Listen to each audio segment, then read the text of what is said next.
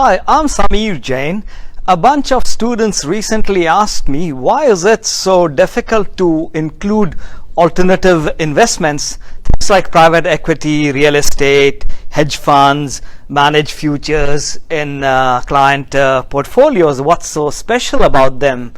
So some of the things that come to mind is traditional approaches that most folks use.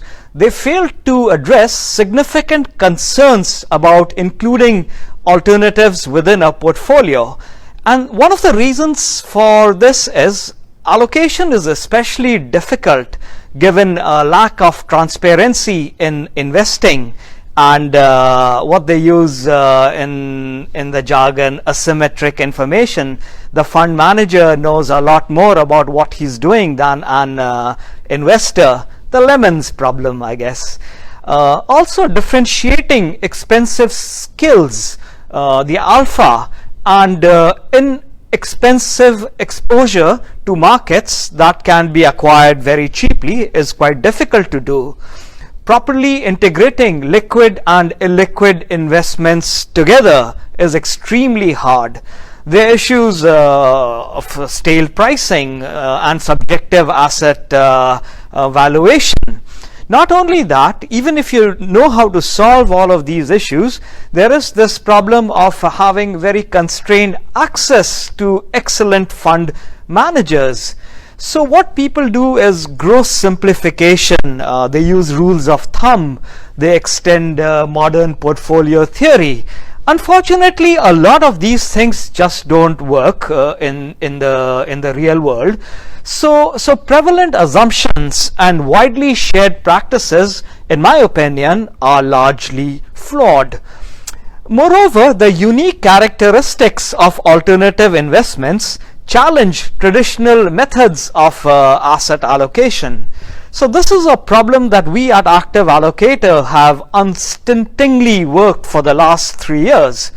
And our model is based around some key observations that I shared with the students here. One is, we do believe that the addition of alternatives to a portfolio can potentially reduce levels of risk for a given return. It can expand that elusive efficient frontier, the risk-return trade-off.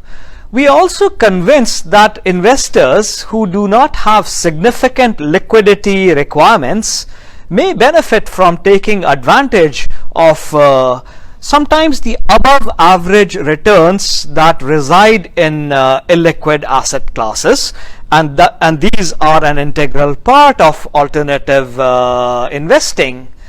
Something that we stress is, and in fact the active allocator process is built around that, is that don't separate the liquid and illiquid parts of a portfolio, and in fact try and use your liquid asset classes to effectively diversify risk in illiquid assets.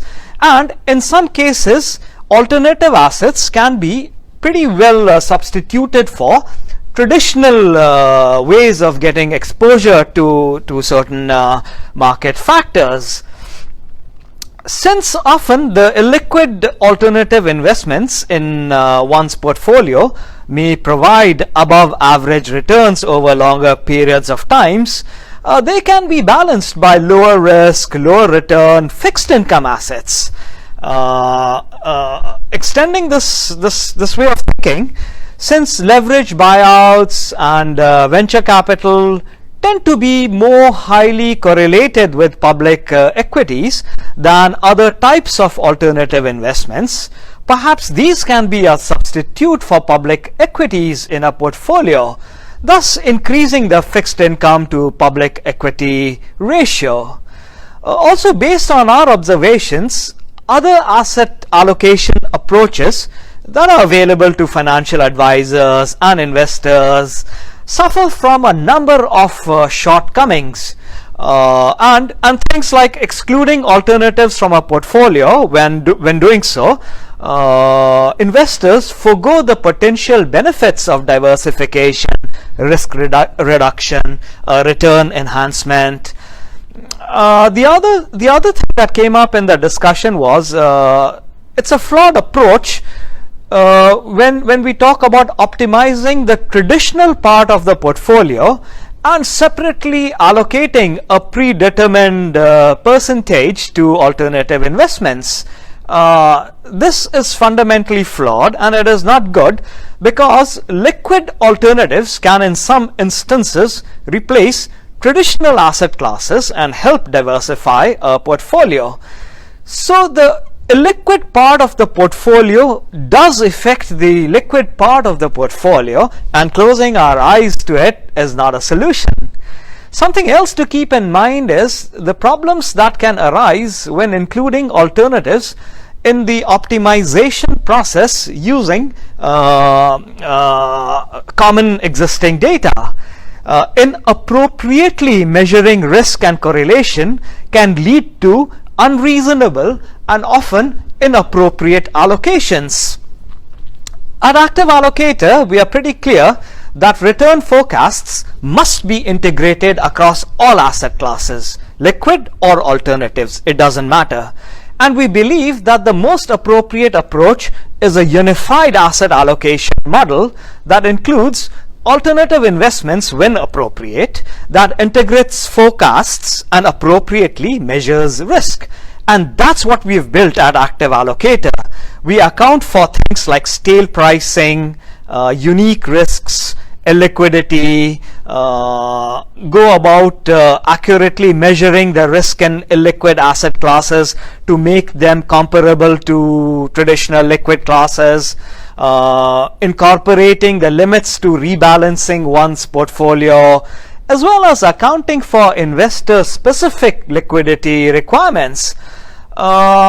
The other thing is perhaps more important, forecasting the likely returns in asset classes that trade infrequently is pretty hard to do, and that's something that that we have spent time doing. Is those of us who are practitioners recognize that there is enormous strategy heterogeneity in alternative investments, unlike the greater homogeneity that's there between subclasses in traditional investments. So Active Allocator algorithms are built to resolve this greater heterogeneity in subclasses. In another video, something that you may find on activeallocator.com, I've also highlighted how we account for reporting biases, non-normal returns distribution, style drift, etc., etc. So these are some of the things that make allocation to alternative investments a pretty complex exercise, something not to be taken very lightly. I hope you like what you see on activeallocator.com, and if you want more information, don't hesitate to get in touch with me. Thank you for listening in. Bye-bye.